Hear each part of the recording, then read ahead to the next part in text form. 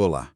Olha, quando a gente pensa em polícia hoje, né, vem logo a imagem do uniforme, da viatura, uma estrutura do Estado bem clara. Mas e na Idade Média? Uma época que parece tão distante, para muita gente até meio caótica. Como é que se garantia a ordem sem essa polícia que a gente conhece? Bom, vamos investigar isso um pouco mais a fundo.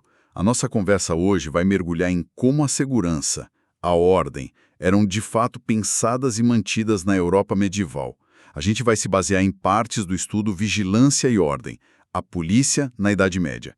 O objetivo aqui é entender os vários mecanismos, religiosos, senhoriais, da comunidade, até os primeiros passos do poder real, que buscavam garantir a paz, a justiça.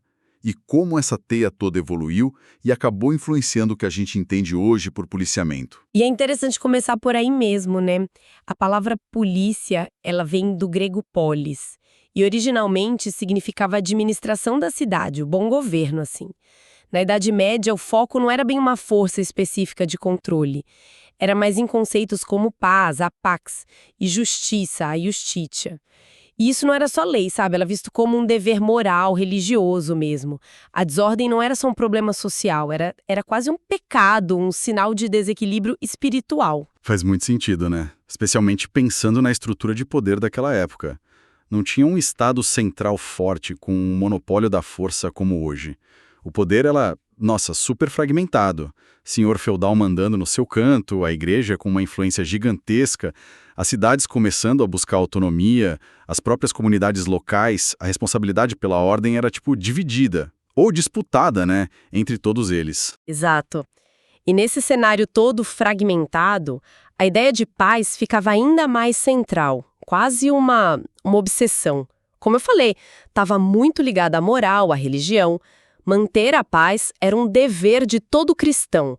A desordem era uma ofensa direta a Deus antes mesmo de ser contra a lei dos homens, entende? Qualquer briga era sinal de uma falha espiritual de todo mundo. Interessante como a própria igreja tentou agir nisso diretamente, né? Tô pensando naquelas iniciativas A Paz de Deus, A Trégua de Deus, lá pelo século X, mais ou menos. Eram tentativas de dar uma freada na violência que rolava solta, principalmente as guerras particulares entre os nobres. Precisamente, foram respostas bem diretas ao caos feudal. A Paz de Deus, que começou formalmente lá no Concílio de Charroux, em 989, buscava proteger quem não combatia, O clero, os camponeses, mulheres, peregrinos e as propriedades da igreja também. Era quase como dizer, olha, podem brigar entre vocês aí, nobres, mas deixem os vulneráveis e o que é sagrado fora disso. Já a Trégua de Deus, que vem um pouco depois, no século XI, ia mais longe. Proibia brigar em dias santos, tipo domingo, feriado religioso, e em períodos inteiros como a Quaresma. Foi uma das primeiras tentativas de impor uma disciplina coletiva, assim, em larga escala. Uma espécie de policiamento espiritual. E a força disso, o medo da excomunhão, uma arma espiritual terrível naquela sociedade. Imagino que sim, deve ser apavorante. Mas, mesmo com a igreja tentando impor essa paz de Deus, no dia a dia, principalmente fora das cidades maiores, quem mandava mesmo era o senhor feudal local, certo? Como é que funcionava a ordem nesse nível, onde a palavra do senhor era praticamente a lei? Essa é a questão central, No campo, a polícia, digamos assim, era a força armada do senhor. Existiam os homens de armas, mas o foco deles não era bem a segurança da comunidade inteira. Era, antes de tudo, proteger os interesses do senhor. Vigiar as fronteiras do feudo, punir o ladrão que roubasse a colheita dele, garantir a segurança das estradas para os comerciantes dele passarem e, claro, manter a disciplina dos camponeses.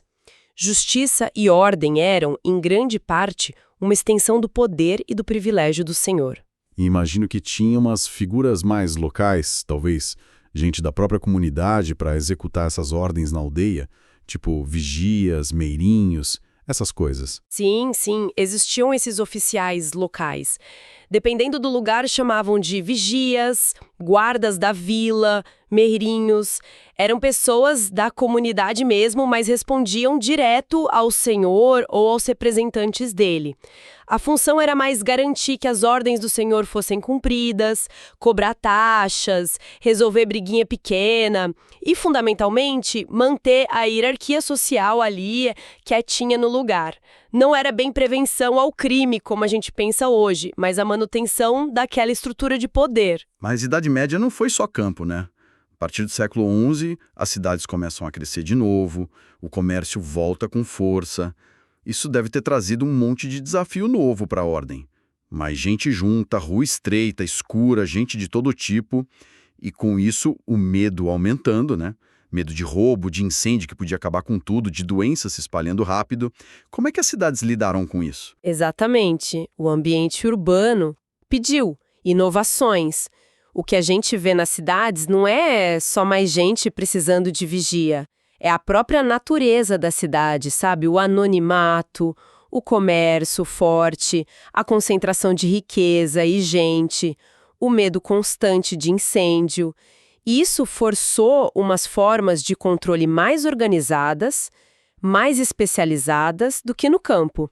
Nas cidades ricas da Itália, tipo Florença, Veneza, Milão, surgiram guardas noturnas, os sergenti, os birri.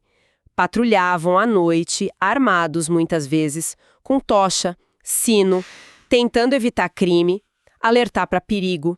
E muitas vezes era um dever que rodava entre os cidadãos. E imagino que tinha variações interessantes. Veneza, com aquela estrutura política toda particular, devia ter algo diferente, né? A Veneza é um caso fascinante. Lá no século XIV, criaram os Signori di Notte, os senhores da noite. Eram magistrados com poder de polícia bem grande, mas que também tinham função política. Atuavam quase como uma polícia secreta, ligada ao poderoso Conselho dos Dez. Se envolviam até em espionagem interna para manter a república estável. Mostra como segurança e política já estavam ali, grudadas. E fora da Itália, como Londres ou Paris se organizaram nessa época? Em Londres, desde o século XIII, a vigilância era feita pelos constables e watchmen, nomeados em cada distrito, os wards. Isso foi até formalizado pelo Estatuto de Winchester em 1285, que obrigava a vigia noturna. Usavam apito, bastão, patrulhavam as ruas escuras. Paris, por outro lado, desenvolveu um sistema mais centralizado ligado ao rei. O prévôt de Paris, um oficial do rei, já no século XII, tinha responsabilidade pela justiça e segurança, com os sergents du roi. Com o tempo, Paris teve patrulhas mais organizadas, prisões fixas sendo criadas e até os primeiros registros criminais, bem rudimentares ainda. Mas não era só essa vigilância oficial, digamos assim. A própria sociedade urbana tinha outras formas de se regular, não tinha? As guildas de artesãos, por exemplo, controlavam a qualidade, puniam fraude entre eles. As confrarias religiosas vigiavam a moral. Sem dúvida nenhuma, o controle social e informal era potentíssimo. As guildas tinham os seus estatutos e podiam punir quem não seguisse as regras para garantir a reputação do ofício, né? As confrarias religiosas agiam como censores morais denunciando o comportamento escandaloso. E, claro, reputação pessoal era tudo. Numa comunidade onde todo mundo se conhecia, a vergonha pública era uma ferramenta de controle muito, muito eficaz. O interessante aqui é a mudança de mentalidade, sabe? O crime deixa de ser só um pecado individual ou uma ofensa a alguém e começa a ser visto cada vez mais como uma ameaça à paz de todo mundo, à prosperidade da cidade. É aí que começa a nascer a ideia de segurança pública. E falando em controle abrangente, a gente não pode subestimar o papel da igreja, né? Ela não era só uma força espiritual. Era uma das maiores potências administrativas e políticas da época. Bem antes de ter polícia estatal organizada, a igreja já praticava uma forma de vigilância muito eficaz e íntima, a vigilância das consciências. É um ponto fundamental mesmo. A rede de paróquias cobria praticamente a Europa inteira. O padre local conhecia os fiéis pelo nome, a família, os hábitos. Pela confissão, pelos registros de batismo, casamento, morte e pela observação do dia a dia, ele tinha um acesso à vida privada que ninguém mais tinha. Podia identificar e denunciar comportamento considerado desviante, né? Heresia, blasfêmia, adultério, usura. Era o sistema de informação e controle social mais capilarizado da época. E essa vigilância ficou ainda mais sistemática e repressiva com a criação da Inquisição, formalizada em 1231 pelo Papa Gregório IX. A Inquisição funcionava na prática como um policiamento da fé. O objetivo era identificar e eliminar as heresias que ameaçavam a unidade da Igreja Católica. E os métodos eram investigativos. Inquéritos, interrogatórios, muitas vezes com tortura, e punições bem severas. E um ponto crucial, a delação era incentivada. Não como traição, mas como uma colaboração com a verdade de Deus. Olha que coisa! Além da Inquisição, que era mais focada na heresia, a Igreja tinha outras formas de influenciar o comportamento, né? As regras dos mosteiros, mesmo lá dentro, serviam de modelo. Os sermões condenando vícios. As penitências públicas que expunham a pessoa à vergonha. A própria confissão, que mesmo sendo sigilosa, acabava sendo uma ferramenta de disciplina, de coletar informação. Governados por bispos ou pelo Papa, os estados papais, por exemplo, existiam milícias, guardas da igreja para manter a ordem, prender criminoso comum, patrulhar a rua. O que diferenciava essa polícia da igreja era a ambição dela, né? Universal. Enquanto um senhor feudal cuidava do seu feudo, a igreja se via responsável pela ordem moral e espiritual de toda a cristandade. Como resumiu um historiador, o Jacques Le Goff, a igreja medieval queria governar os corpos e educar as almas. Um controle total sobre a vida aqui e a vida espiritual. E quando a ordem era quebrada, a forma de punir também era muito diferente do que a gente vê hoje. Prisão como pena principal é coisa mais moderna. Na Idade Média, a cadeia era mais um lugar de espera, né? Para julgamento, confissão ou para execução mesmo. O foco era na expiação do crime e, principalmente, no castigo visível. Nossa, essa ideia do castigo como um espetáculo público é impactante. Quase um teatro do poder para educar pelo medo, então, exatamente essa lógica.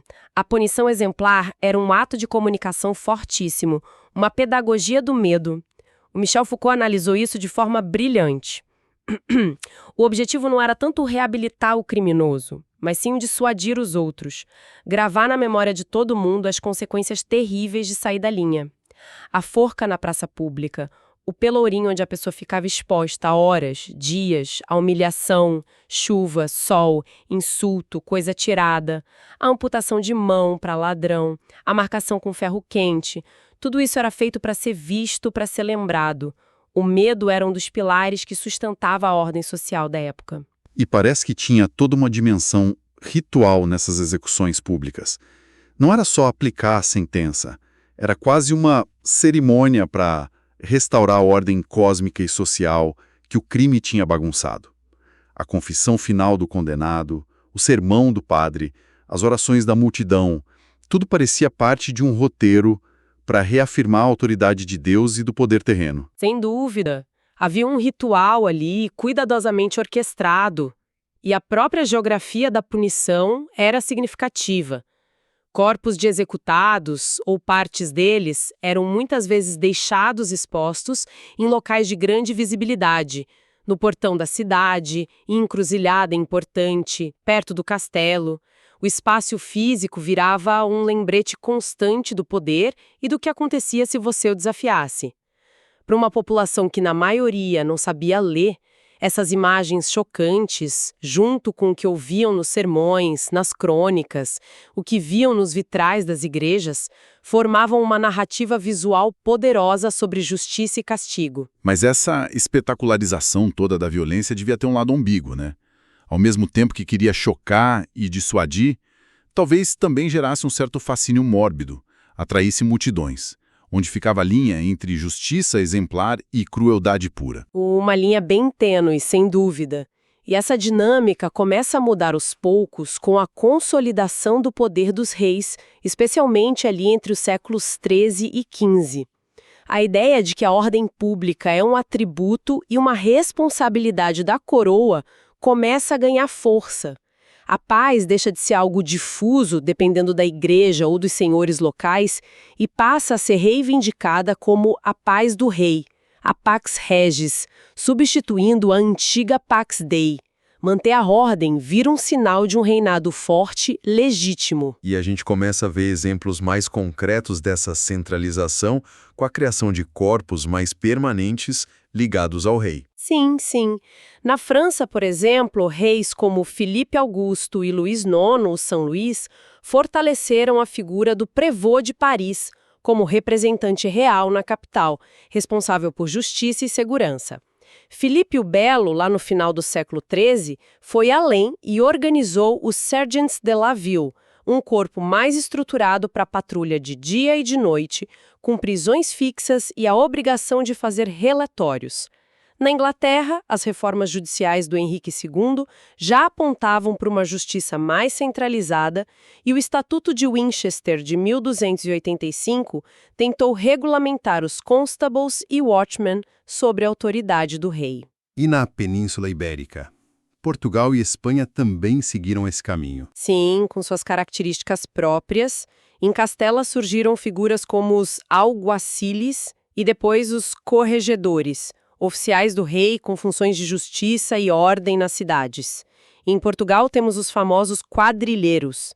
Eles já existiam antes, mas foram formalizados por uma lei do Dom Fernando em 1378. Eram grupos de moradores armados, organizados por bairro, as quadrilhas, responsáveis por patrulhar rua, prender suspeito, vigiar feira. Muitos consideram eles os antecessores diretos da polícia moderna portuguesa. O significado profundo disso tudo é a afirmação da presença do poder real no dia a dia das pessoas, nas ruas das cidades.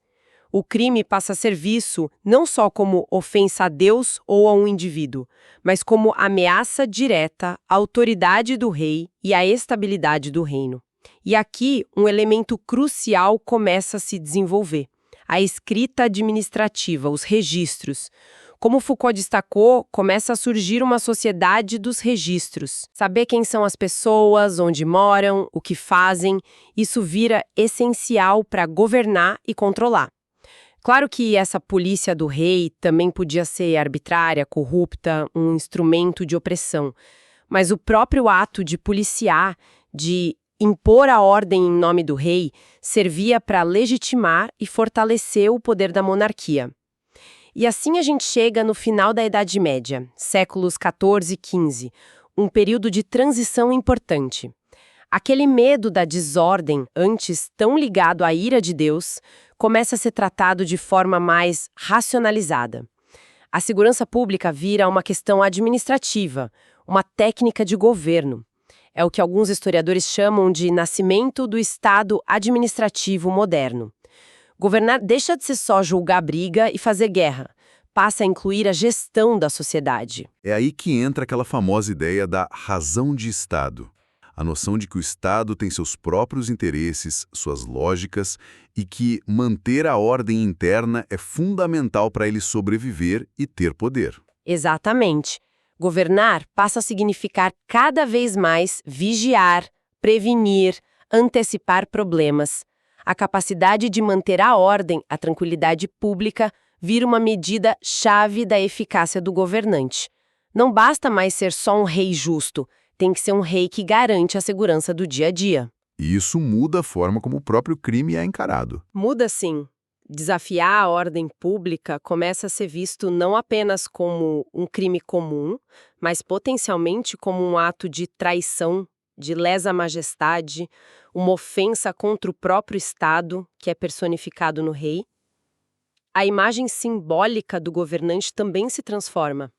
Do rei como pastor guiando o rebanho para Deus, para o rei como protetor, vigilante, guardião da segurança aqui na terra. Consequentemente, a função policial se politiza ainda mais. O foco vai além do crime comum, incluindo a vigilância contra subversão, espionagem, o uso de informantes. A informação se consolida de vez como ferramenta central do poder. E a própria justiça, talvez, comece a ser pensada menos como pura retribuição e mais como uma forma de gerenciar riscos sociais. Isso. A função policial embrionária que se desenha no final da Idade Média não é só punir depois que o crime aconteceu. É, cada vez mais, tentar impedir que o mal se espalhe, controlar populações consideradas perigosas, gerir os riscos antes que eles aconteçam. É uma mentalidade preventiva começando a surgir, sabe? Que percurso incrível! Saímos de uma ordem baseada na moral religiosa, nos costumes locais. Passamos pelo poder fragmentado dos senhores feudais. Vimos as cidades criando suas próprias formas de controle. E chegamos aos primeiros sinais de uma estrutura de segurança centralizada do Estado que estava nascendo. Fica claro que a Idade Média, longe de ser um vazio de ordem, tinha mecanismos de controle múltiplos, complexos e muitas vezes bem brutais. A violência não sumiu, mas foi sendo reorganizada, canalizada, apropriada pelo poder. Então, pensando em tudo isso, qual o grande legado dessa época para nós hoje? O legado é imenso e direto. A polícia moderna, com suas funções de vigilância, prevenção, manutenção da ordem pública sob o comando do Estado, ela não surgiu do nada no século XVIII ou XIX. Ela é herdeira direta de muitas dessas práticas e mentalidades medievais, a ideia da vigilância institucionalizada, a preocupação com a prevenção, o uso de registros para controlar a população, a própria noção de que o Estado é o principal garantidor da segurança. O Michel Foucault tem uma imagem poderosa para isso. Ele diz que o século XVIII inventou o panoptismo, mas herdou o olhar do monge medieval. Pode explicar um pouquinho melhor essa ideia do panoptismo e do olhar do monge? Claro. O panóptico foi um modelo de prisão idealizado no século XVIII. Tinha uma torre central que permitiria a um único vigia observar todos os presos nas celas, sem que eles soubessem se estavam sendo olhados naquele momento exato. Isso cria uma sensação de vigilância constante que a pessoa internaliza. O Foucault usa isso como metáfora para a sociedade disciplinar moderna. O ponto dele ao conectar com o olhar do monge é que, embora a arquitetura, a tecnologia do panóptico sejam modernas, a mentalidade por trás, a de que observar constantemente, conhecer intimamente as pessoas, é uma forma fundamental de poder e controle. Essa mentalidade já estava muito presente na prática da vigilância onipresente e detalhada da igreja medieval. O hábito de vigiar para governar, entende? E talvez o legado mais duradouro e ambíguo que a Idade Média nos deixou seja justamente essa noção profundamente enraizada de que viver em sociedade implica inevitavelmente alguma forma de ser observado, regulado e protegido pelo poder. Fica a reflexão, sobre como essa tensão fundamental que já existia claramente na Idade Média, a tensão entre a necessidade coletiva de segurança e o desejo individual de liberdade, entre a busca pela ordem e o peso da vigilância, continua a ecoar de maneira tão forte nos debates de hoje.